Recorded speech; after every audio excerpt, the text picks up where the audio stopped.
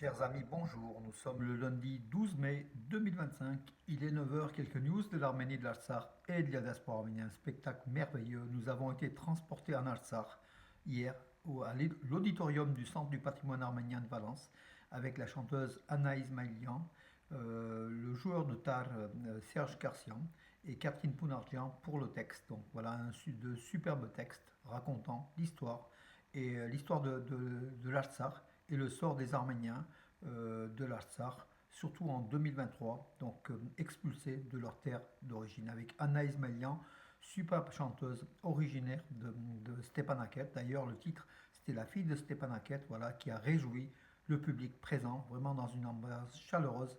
On a replongé justement dans notre Artsakh pour la défense justement, de cette terre arménienne depuis la nuit des temps.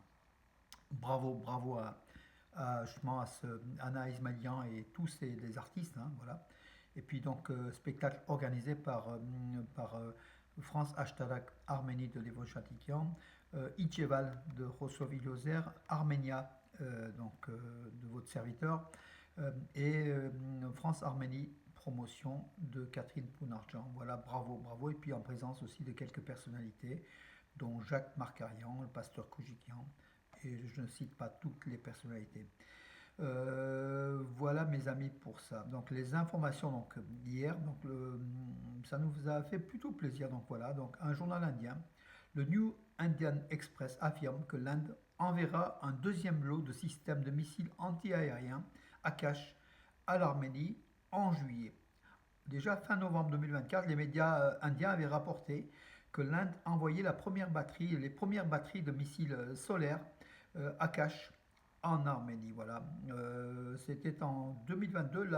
Après 2022, l'Arménie a signé un accord avec l'Inde pour l'achat de 15 systèmes de missiles Akash d'une valeur d'environ 60 milliards de roupies. Donc ça veut dire 710 millions de dollars. L'Arménie a acheté donc ces missiles Akash, donc 15 systèmes de missiles Akash, des batteries, hein, donc voilà, pour 710 millions de dollars. Voilà. Les premiers sont déjà venus en Arménie. Le second, enfin la fin, ça sera donc en juillet prochain. Comme ça, l'Arménie pourra s'équiper davantage contre les avions, les drones, tout ce qui vient en danger, donc aussi dans le ciel de l'Arménie. Voilà.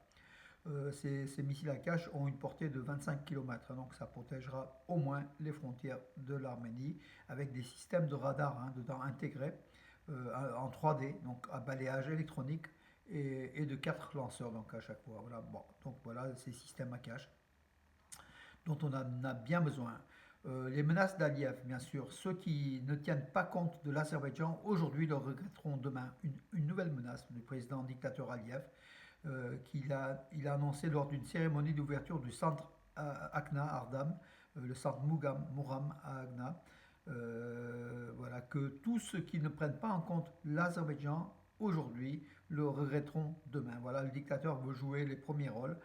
Et puis, il a qualifié la victoire de la guerre de 44 jours en Artsakh euh, par, par l'Azerbaïdjan comme une grande victoire qui traduit la force de l'Azerbaïdjan. Il a oublié de dire que derrière l'Azerbaïdjan, il y avait la Turquie, le Pakistan et de nombreux États musulmans qui ont soutenu et puis les drones, les armes qu'Israël a vendues à l'Azerbaïdjan qui ont permis à l'Azerbaïdjan de gagner cette guerre à 1 contre 10, à 1 contre 8 ou 10 en tout cas.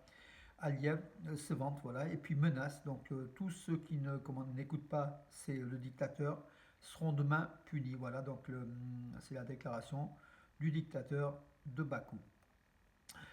Christopher Lando, donc c'est le secrétaire d'État adjoint des États-Unis. Hein, en fait, il a clairement indiqué que l'objectif est la paix, y compris entre l'Azerbaïdjan et l'Arménie. C'est-à-dire qu'en fait, les États-Unis soutiennent la paix dans le monde, entre l'Inde et le Pakistan, entre la Russie et l'Ukraine, entre l'Azerbaïdjan et l'Arménie, au Congo, ainsi qu'au Rwanda, enfin tous les coins de la Terre où il y a des conflits. Les États-Unis sont justement pour l'arrêt des combats. C'est ce qu'a déclaré Christopher Lando, le secrétaire d'État adjoint américain. Voilà, donc c'est une bonne position des États-Unis qui sans doute aura un impact sur le dictateur Aliyev. qui d'ailleurs en Artsakh occupé vandalise tout le patrimoine arménien. Donc dernièrement, l'Azerbaïdjan a vandalisé le complexe commémoratif de Mayrapert, près d'Askeran en fait, hein, en Artsakh occupé. Les photos satellites montrent que le complexe commémoratif de Mayrapert à Askeran est le monument aux chars dédié à la guerre de libération de l'Artsakh, situé sur le côté gauche de la route menant de Mayrabet à Tikranagert, c'est dans la région de Mardakert, hein, Tikranagert, et Agna, Ardam, sont devenus une cible de la politique azerbaïdjanaise qui détruit, voilà. Hovik Avanesov, le médiateur pour le patrimoine culturel des hauts plateaux arméniens, a écrit à ce sujet sur sa page Facebook. Voilà, donc photo à l'appui, donc dégradation des Khachkar, de tout ce qui est de la mémoire arménienne en Artsakh est progressivement détruit, dégradé, afin que l'Azerbaïdjan justement puisse effacer cette trace arménienne, cette présence arménienne qui était séculaire en Artsakh, en affirmant demain que les Arméniens n'ont pas existé en Artsakh, c'est un leurre. Hein, voilà, donc c'est la position du dictateur Aliyev. L'Arménie a salué l'accord de cessez-le-feu entre l'Inde et le Pakistan. Donc l'Arménie soutenait bien sûr l'Inde, hein, avec lequel l'Arménie a des accords stratégiques, hein, donc, notamment en matière d'armement, tandis que le Pakistan était soutenu par la Turquie et par l'Azerbaïdjan. D'ailleurs, le Pakistan, qui n'a pas reconnu la République d'Arménie, qui n'a pas reconnu le génocide des Arméniens. C'est dire que, voilà, c'est dire que la position d'Islamabad anti-arménienne. Voilà mes amis pour aujourd'hui. Je regarde si j'ai terminé. Oui, bah écoutez, voilà les informations donc, de la journée écoulée. La guerre des mots entre l'Azerbaïdjan et la Russie est repartie, bien sûr, tension, c'est ce qu'il fallait s'attendre, hein. Plus la guerre Ukraine-Russie va se calmer ou s'arrêter peut-être un jour, plus la position entre la Russie et l'Azerbaïdjan va être de plus en plus tendue, tout simplement, hein, parce que c'est deux mondes, deux dictateurs qui ne respectent rien et qui sont là par des intérêts mutuels jusqu'à présent par rapport au gaz russe, par exemple, qui transitait par l'Azerbaïdjan. Poutine tenait à l'Azerbaïdjan, mais ça sera de moins en moins actuel, de moins en moins effectif, et vous allez voir qu'à l'avenir, la Russie va revenir en Arménie, ce qu'on ne souhaite pas complètement, mais ce qu'on ne rejette pas complètement. Voilà, tout simplement parce que l'Arménie s'est tournée du côté occidental, près de l'Europe, mais l'Europe ne réagit pas.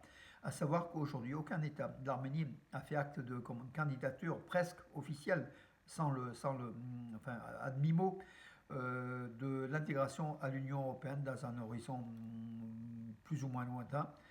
Aucun pays d'Europe n'a salué cette décision de l'Arménie. Aucun pays d'Europe. Donc c'est dire que le désintérêt des pays de l'Europe par rapport à l'Arménie, sauf la France bien sûr, qui s'intéresse toujours à l'Arménie. D'ailleurs en Europe, c'est la seule voix qu'on entend, c'est celle de la France, toujours la France. Voilà. Donc ne critiquons pas la France, mes amis, pour ceux qui se prendraient à critiquer la France. La France est notre réel ami. Et bien sûr pour des intérêts mutuels aussi, hein, il ne faut quand même pas non plus se leurrer. Mais en tout cas, bravo à la France qui à chaque fois prend la défense de l'Arménie et des Arméniens. En Europe, on n'entend pas bien les Allemands, on n'entend pas les Italiens, pas du tout. Bon, les Anglais, ils sont en dehors d'Europe, ils sont plutôt pro-turcs. L'Espagne, ça compte pour du beurre.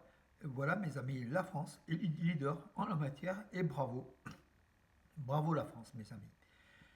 Voilà pour aujourd'hui. Donc, je vous donne rendez-vous peut-être tout à l'heure à 18h30 de l'émission Sport de Radio Arménie avec Rajak Nechté. Voilà, et puis bonne journée et à demain, mes amis.